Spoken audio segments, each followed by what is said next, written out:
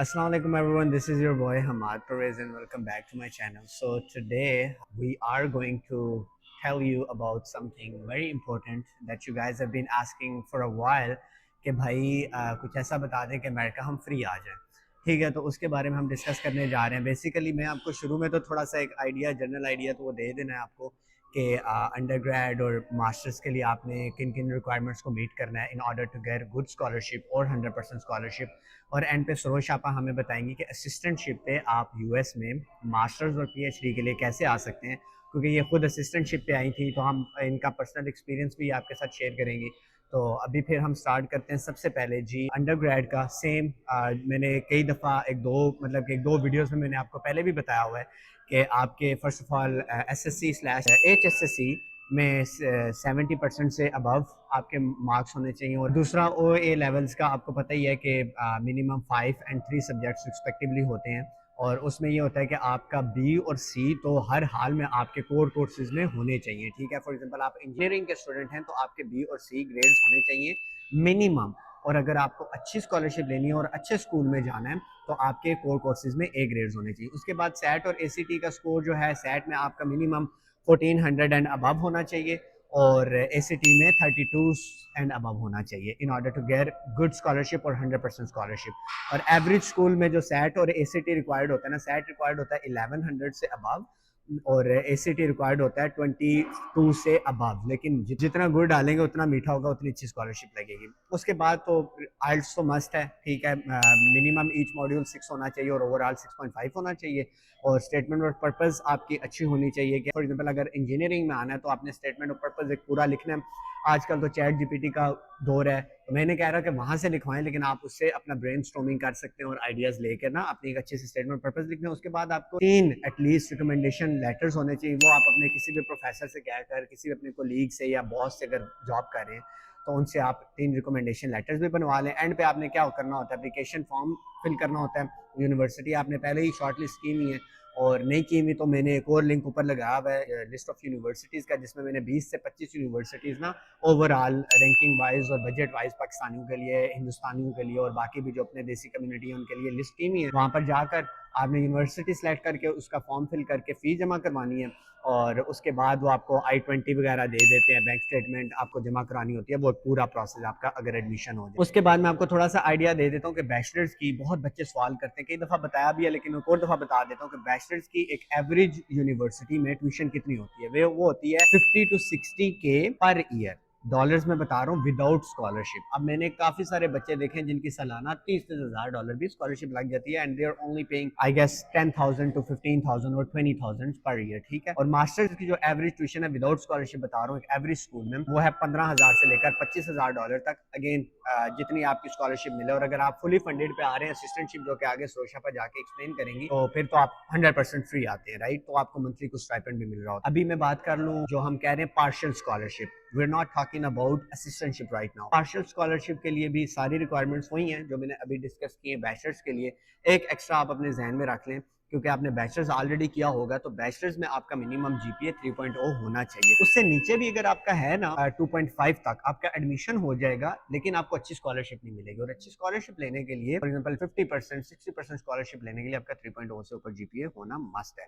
और बाकी आइल्स की रिक्वायरमेंट और सारी ये वो ना, वो तो जिस तरह मैंने पहले बताया अंडर ग्रेड के लिए वो सारी सिमिलर हैं. और फिर आपको वही प्रोफेशनल गोल स्टेटमेंट और SOP वगैरह सारा कुछ लिखना है. अभी हम सरोज आपा को मदऊ करेंगे कि वो बताएं अपना पूरा प्रोसीजर, मतलब कि बताएं कि असिस्टेंटशिप कैसे मिलती है फॉर ग्रेजुएट स्टूडेंट्स में दोनों आ जाते हैं मास्टर्स और PhD के लिए, और कौन सी चीज़ें आपको करनी चाहिए जो कि एक एक्स्ट्रा पॉइंट हो सकता है, लाइक रिसर्च पर्सपेक्टिव से, जॉब पर्सपेक्टिव से. और एंड पे प्रोसीजर क्या है, अप्लाई किस तरह करना होता है, like either it's like through university portal और reaching out to professors directly. So on to you सोशा. तो एक दो तीन चीजें, एक तो यही कि जो आपने सारी चीजें बताई उसमें एक मेरे ख्याल आपने GRE का भी जिक्र शायद किया है. GRE अक्सर यूनिवर्सिटीज मांगती हैं. कभी मांगती हैं और कभी नहीं मांगती. हाँ, कोविड के बाद थोड़ा कम हो गया. कम हुआ था लेकिन अभी दोबारा से फिर मांगना शुरू हो गई हैं. तो सही है. इसलिए कि वो भी फिर अब देख लें उसकी रिक्वायरमेंट है या नहीं, तो वो भी फिर आपको टाइम वाइज चीजें प्लान करनी पड़ती है. यूजली ये होता है कि आप तो वैसे भी किसी और सेमेस्टर में भी ले सकते हैं, बट जनरली ज्यादा यूनिवर्सिटीज जैसे ऑफर करती हैं फॉल सेमेस्टर में एडमिशन. यूजली आपको 8 7 8 महीने लगते हैं फॉर एवरीथिंग टू प्रिपेयर, बीच में आपने आइल्स भी देना है, जीआरई भी देना है, अपने स्टेटमेंट्स भी लिखने हैं, अपनी जो सीवी भी ठीक करनी है, रेफरेंस लेटर्स भी लेने हैं, तो वो सारी चीज़ें काफ़ी इंपॉर्टेंस रखती हैं। कई दफ़ा हम रियलाइज़ नहीं करते, लेकिन वो सारी चीज़ें ना इसमें स्पेशली आपकी फंडिंग लेने में और असिस्टेंटशिप ग्रैब करने में ना, ये सारी चीज़ें बहुत ज़्यादा इंपॉर्टेंट होती हैं। एक आपका जो पर्सनल स्टेटमेंट है वो भी बहुत इंपॉर्टेंट होता है। आई वुड से कि आप नेट से भी ज़रूर सर्च करें, देखें किस तरह लिखा जाता है, मेक इट पर्सनल, कि वो आपका रिफ्लेक्शन हो and not just sort of a replication of your CV. वो नहीं होना चाहिए, क्योंकि आपका प्रोफेशनल ग्रोथ है और जो सारी चीज़ें वो नज़र आ रही होगी आपके सीवी पे भी, सही है। लेकिन who you are as a person, why do you want to do it. और वो मैं कई दफ़ा कहती हूँ, और शायद पहले वाली उसमें वीडियो में मैंने कहा था कि जो आप अपना पास्ट, प्रेजेंट और फ्यूचर को कनेक्ट कर सकते हैं, उनको एक विजुअल दिखा सकते हैं, कि आप उनको दिखाएं कि who you are, why do you want to pursue whatever field you are pursuing, और वो क्यों, किस तरह आपकी पूरी बाकी ज़िंदगी उसको इन्फॉर्म कर रही है, और आगे आप क्या फ्यूचर में करना चाहते हैं, तो ये चीज़ कैसे इंपॉर्टेंट होगी। तो उसके अलावा जैसे अभी हमाद ने कहा कि बहुत इंपॉर्टेंट होता है कि आपका अगर पीएचडी के लिए स्पेशली और असिस्टेंटशिप के लिए अगर आपके पास कुछ ना कुछ टीचिंग एक्सपीरियंस है या रिसर्च एक्सपीरियंस है या कोई आपका अपनी फील्ड से रिलेटेड जॉब का एक्सपीरियंस है, दैट इज एक्सट्रीमली इंपॉर्टेंट। और आई थिंक कि उसी रेफरेंस में ये भी बताती हूँ कि जैसे रिकमेंडेशन लेटर्स की बात हुई ना, वो भी थोड़ा सा स्मार्टली देखने की ज़रूरत होती है कि अगर आपको 3 लेटर्स मिनिमम चाहिए, तो आप एक ज़रूर ऐसा अपने इमीडिएट जो भी आपका रीसेंट कोई सुपरवाइज़र या बॉस है उनसे लें, ताकि अगर आप कहीं काम कर रहे हैं या कर चुके हैं तो उसका एक्सपीरियंस रिफ्लेक्ट हो, उनको पता लगे, वो थोड़ा कॉन्फिडेंस आए उनके अंदर कि अच्छा ये शख्स के लिए अच्छी रिकमेंडेशन है जिस जगह पे इसने काम किया है। एटलीस्ट एक आपके से वर्क रिलेटेड होना चाहिए और एटलीस्ट एक आपका जो है ना वो एकेडमिक से होना चाहिए। तीसरा फिर आप यू कैन चूज कि आप अपने किसी कॉलीग या प्रोफेसर या किसी और मेंटोर से लेना चाह रहे हैं, तो वो आप ले सकते हैं। मतलब इन शॉर्ट आप ये कह रही हैं कि अगर मास्टर्स की के लिए असिस्टेंटशिप हो या पीएचडी के लिए हो, तो वो लगना ऑलमोस्ट इम्पॉसिबल है कि अगर आप बिल्कुल फ्रेश हैं, फॉर एग्जांपल बैचलर से निकले हैं।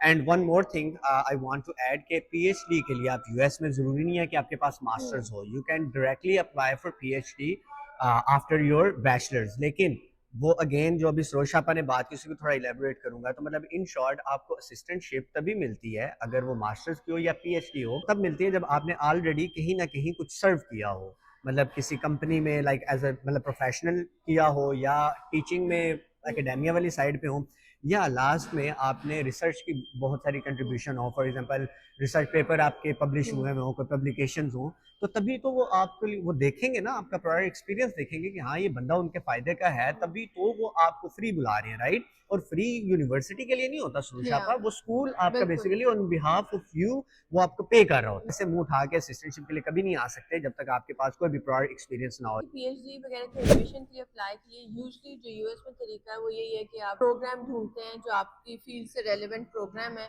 और वो आप देखते हो कि कौन कौन सी यूनिवर्सिटीज ऑफर कर रही हैं। सो उसके लिए थोड़ा सा कई दफ़ा ये होता है, जैसे फॉर एग्जांपल मैं ज़्यादातर हेल्थ रिलेटेड फील्ड्स का ही ज़्यादा मुझे पता है। जैसे मैं उनकी एग्जांपल दूँ कि अगर हेल्थ केयर एथिक्स है या मेडिकल एजुकेशन है या इस तरह की जो फील्ड्स हैं या पब्लिक हेल्थ से रिलेटेड, ज़रूरी नहीं होता कि एज इट इज़ जो टर्म्स पाकिस्तान में यूज़ होती हैं कि मेडिकल एजुकेशन या बायोएथिक्स या पब्लिक हेल्थ एग्जैक्टली वो ही टर्म्स यूज हो रही हो। So think around it as well, और जब आप सर्च करते हैं तो आपको मिलता जाएगा, डिस्क्रिप्शन लिखी भी होगी ना हर जगह, होती है। आप पढ़ हाँ, के पता चल वो जाएगा वो आपको। हाँ, आपको पता लग जाएगा कि वो एग्जैक्ट, और जैसे मेडिकल एजुकेशन में भी एग्जैक्ट मेडिकल एजुकेशन नहीं हो, शायद एजुकेशन एंड प्रोफेशनलिज्म या इस तरह करके कुछ और हो सकते हैं। या फिर शॉर्टलिस्ट कर लें कौन कौन सी यूनिवर्सिटीज प्रोग्राम्स ऑफर कर रही हैं, उनमें से कौन से जो आपके लिए बहुत रेलेवेंट हैं, जो आपको लगता है कि आपको भी फायदा देंगे और जिसमें आपको एडमिशन मिल भी सकता है। अप्लाई तो हमेशा ऑनलाइन ही होता है। सही तो है। लाइक यूनिवर्सिटीज का अपना या तो यूजली कोई पोर्टल होगा, लिंक होता है, वो उसमें आपको होता है कि आपने एप्लीकेशन यहाँ पे करनी है,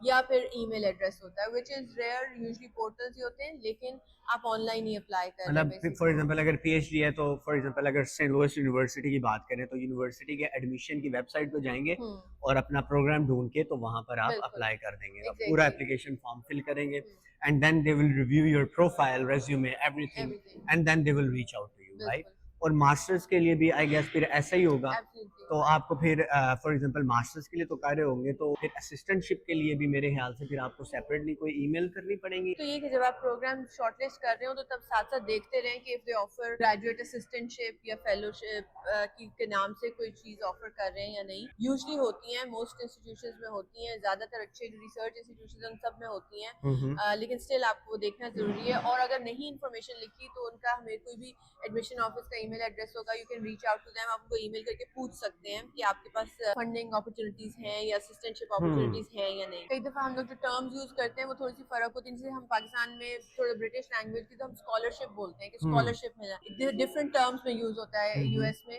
تو جنرلی وہ فنڈنگ یا اسسٹنٹشپ اس طرح کہلاتا ہے. تو اس پوائنٹ آف ویو سے دیکھ لیں تاکہ وہ آپ کو کوئی کنفیوژن ہو اس کو کلیئر کر لیں. Can reach out to the professors as well. وہاں پہ ڈپارٹمنٹس کی ڈیٹیلز ہوتی ہیں, ڈپارٹمنٹ میں کون کون سے پروفیسرز ہیں.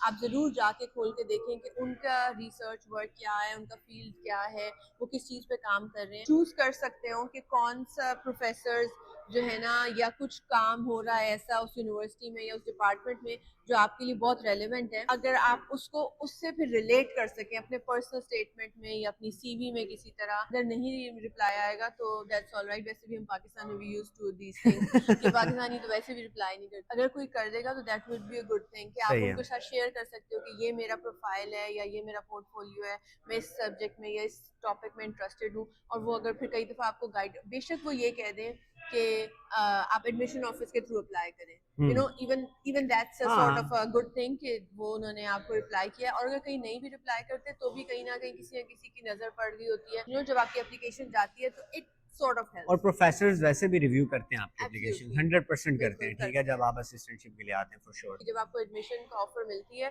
تو نیکسٹ تھنگ از آئدر یہ ہوتا ہے کئی دفعہ کہ ایڈمیشن کے پروسیس کے اندر ہی انہوں نے لکھا ہوتا ہے, پوچھا ہوتا ہے کہ آپ کو اسسٹنٹ شپ چاہیے ہوگی یا نہیں چاہیے ہوگی, یا آپ کو فنڈنگ چاہیے ہوگی یا نہیں چاہیے ہوگی, آپ وہاں پہ بھی بتا دیتے ہیں. لیکن اگر وہ نہیں بھی کہیں کوئی ایسی آپشن ہے تو جیسے ہی آپ کو ایڈمیشن آفر آتی ہے پھر کسی بھی انسٹیٹیوشن سے تو پھر آپ ان سے پوچھتے ہیں کہ مجھے اسسٹنٹ شپ چاہیے ہوگی اور اس کی کیا آپشنز ہیں, یا وہ خود بتائیں گے یا آپ ان سے پوچھیں گے. ایک دفعہ وہ آپ کو ایز اے گریجویٹ اسسٹنٹ لے لیتے ہیں, وچ مینس کہ وہ جہاں پہ ان کی ضرورت ہوگی جس حساب سے ہوگی اور جو باقی ان کے پاس اسٹوڈنٹس ہیں اس کے اکارڈنگلی وہ آپ کو آئدر ٹی اے یا آر اے کر لیں گے جب بھی, اور یا پھر آپ کو وہ اسپیسیفکلی صرف آر اے یا صرف ٹی اے کا رول دے دیں گے. ٹھیک ہے, once you get your admission letter, offer letter, تو باقی تو اسٹینڈرڈ چیزیں ہیں جو سب میں ہوں گی, bachelors, masters, P H D سب میں, کہ آپ کو I-20 ہوگا آفر, تو اس کے لیے بینک اسٹیٹمنٹ آپ کو دینی پڑے گی, which is 2 semesters tuition plus living expense.